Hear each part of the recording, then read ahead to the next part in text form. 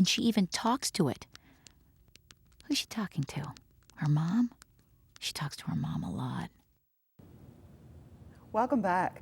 We're talking about death, taxes, and a French manicure. And you know, I was so wrapped up in the character, I introduced the author as Diane Holloway. Well, that's not her name.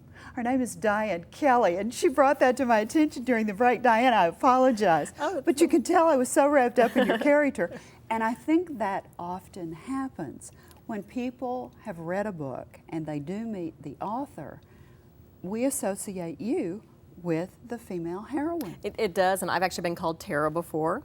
And my sister, this is maybe a little embarrassing to admit, but she said she had a hard time reading the romantic scenes because she kept picturing me and my husband. It's like, okay, well, skip those. I'll tell you which pages to skip next time because we don't want that. So. Oh, that's great. Yeah. Well, the name Tara Holloway, you told me a story before we actually got started that I'd like for you to tell on the air. Okay. Where did the name Holloway come from? Well, back in junior high, my sister and I got into a little problem with some of the tough girls at school, and after school one day they came out and tried to beat us up. It was terrifying because I was just this little flute player in the band and real scrawny, and it was really scary. And I had this PE coach, Coach Holloway, and he always intimidated me too because he was just kind of this gruff guy, typical coach, you get down, you do your thing. And after that happened, he came up to me, and this was, I think, the only time we ever had direct communication, but he came up to me and he said, "If those girls bother you again, you let me know." I was just like, my hero. Thank you, Coach Holloway. My hero. And I felt safe the rest of the school year because of Coach Holloway. So, of course, when it came time to name, my hero was actually a heroine, but when it came time to name her, the name Holloway just instantly came to mind. Because of that experience. I hope you let him know. I need to track him down. You do. He may not be coaching anymore because it's been a while, longer than I'd probably like to admit. Both of it, yes, I understand completely but about that. I need to do that. Because I actually had a couple teachers too who influenced me that gave me positive feedback on my writing. I've actually dedicated my 4th book to them, and I'm thinking I need to track them down too. Of course, in these days of the internet, it's easy to track people down. Well, so and as a former teacher, if I had a student who I had influenced or had encouraged or whatever, that's absolutely the biggest compliment that you can give any teacher, whether it was an English teacher, history teacher, whoever it was. So please do that and let me know that you've done that. That would make me feel good knowing that you've followed through on that. But this book, there's a scheme that involves foreign currency that is sort of the basis of this thing that Brett sort of finds himself entangled in and that Tara's concerned about, and she begins to uncover this, and there's a boss that they call the Lobo who just is hilarious. Everybody loves her. Well, of course, she smokes when she's not supposed to. Mm-hmm. She's caught in the literal time warp. I mean, I could hear the old time warp song playing from Rocky Horror. She wears clothes from the 1960s and doesn't flinch. And she sets this goal. She puts this, it's almost like the pledge drive for some of the charities in companies where they put the big thermometer in the cafeteria and say, we're trying to raise this much money.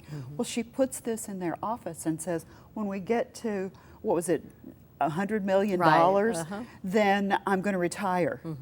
And so people think, okay, we're going to get rid of her.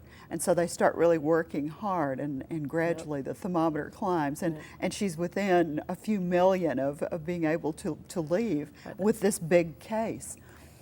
Explain this a little bit to me, because I think this is it's complicated.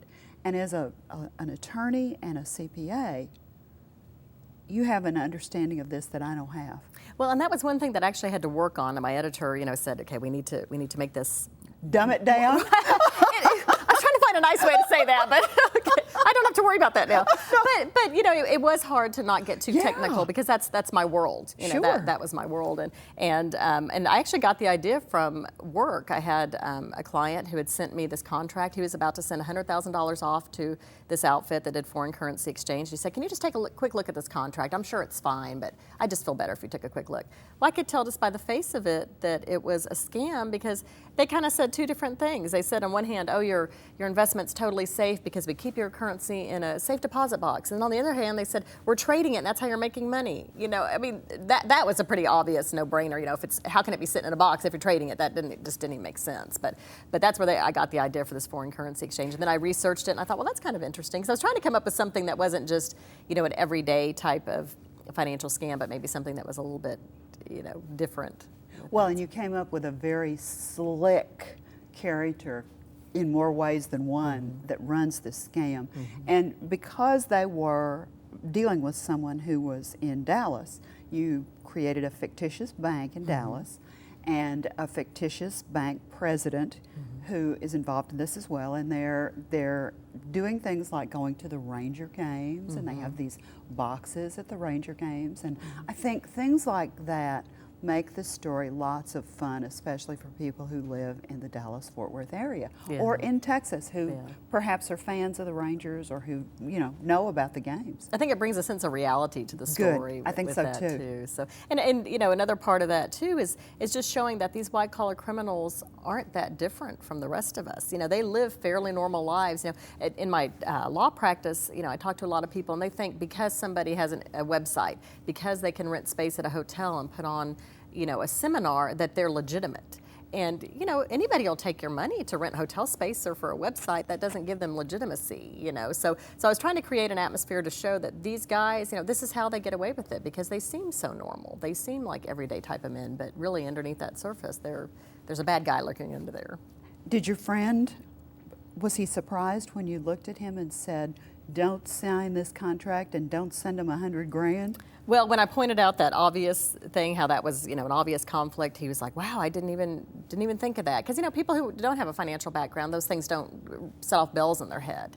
And you know, there's things that I don't know about that I wouldn't, you know, recognize either. But yeah, he was glad that I saved him his money. Another thing too is where I got the idea for that certified, you know, some type of special certification. I looked that up because that had been in the promotional materials for the foreign currency exchange scam. And when I saw it online, it was a mail order title, and I thought, you know, here it is, this person, you know, professing that this is some kind of thing, you know, a credential that they've earned, and it's something you just pay a fee. They send you a certificate, and you can call yourself this thing. So I thought that was an interesting little tidbit too that I slid into the book. So it's amazing what you can learn just from, you know, headlines and experiences, and you know, of course, in my law practice, I see this kind of stuff all the time. You know, it's sad in a way. Sometimes I think I make my living off the fact that people are out to get each other and to victimize each other. But you know, when I can do something good and save somebody some headaches and save their money and maybe some heartache too, then I feel good about that. Well, and in this case, make us laugh, because you do in Death, Taxes, and a French Manicure. Now, this is the first in a series. You're going to have Tara Holloway.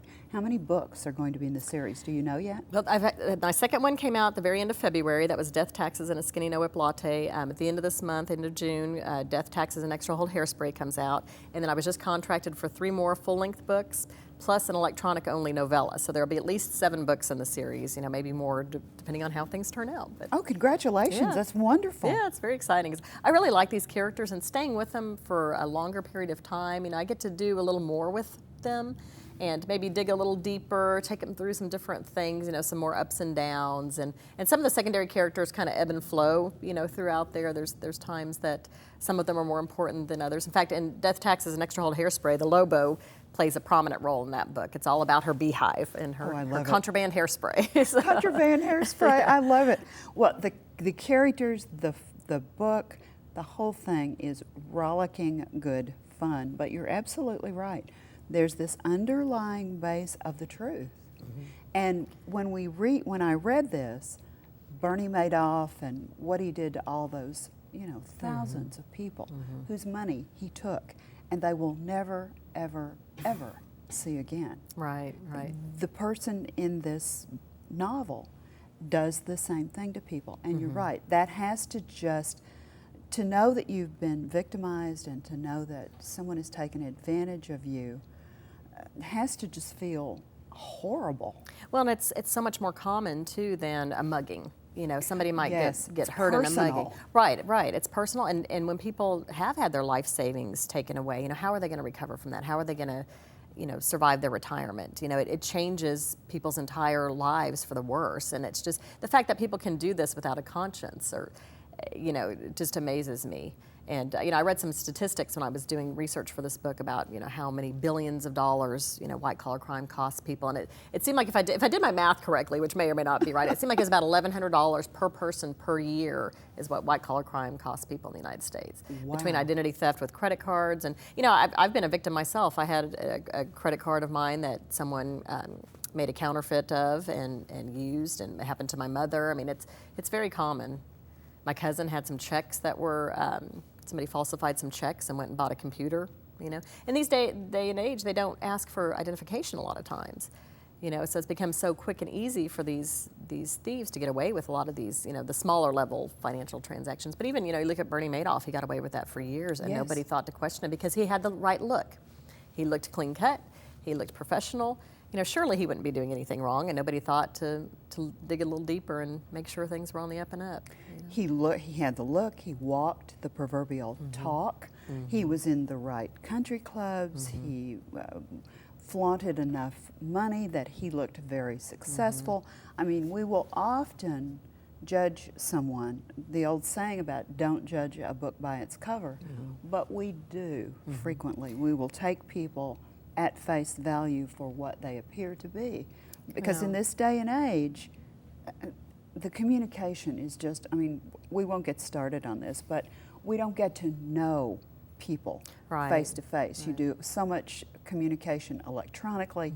Well, that's really fine, but you don't get a real feel for the person. And a con man, well, they're a genius actor. Sure. Sure. I And mean, they put on that whole facade, Exactly. specifically to entice people in and to make them think that there's something. Academy they're not. Award stuff. Right. I mean, exactly. really. Yeah. Well, did you write the books just for entertainment? Is there a message there? Do you just want us to laugh and enjoy and go on?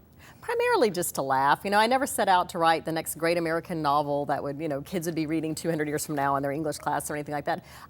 What I needed as a writer and why I wanted to start writing again was because my day job, it could be a little bit of a downer. I'm dealing with those frauds and things all day long and people being victimized. And it's really easy to get this view of the world that everything is everyone's out to get each other and it's kind of a negative place. So when I thought, I need to write, I want to write something funny. I want to see the funny side of all this stuff. I needed to do that as a coping mechanism, I think, for myself. So I really set out just to entertain people. When they come home at the end of the day and they've had a hard day and they just want some laughs and some levity, that's what I want to bring to people. So.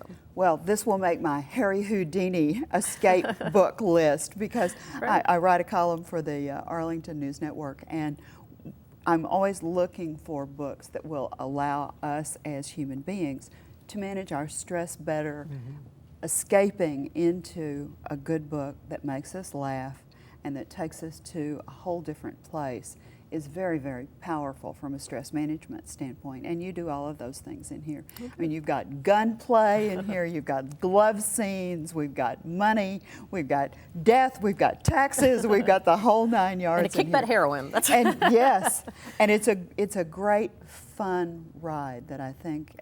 Take it on the plane, the train, the automobile, read it on the beach. So thank you so much, Diane Kelly, for being our guest today. I look my forward to pleasure. seeing you again. Thanks. My pleasure. Thank you for joining us, and I hope that you will pick up that good book like Death, Taxes, and a French Manicure. And remember, always read, and we'll look for you next time.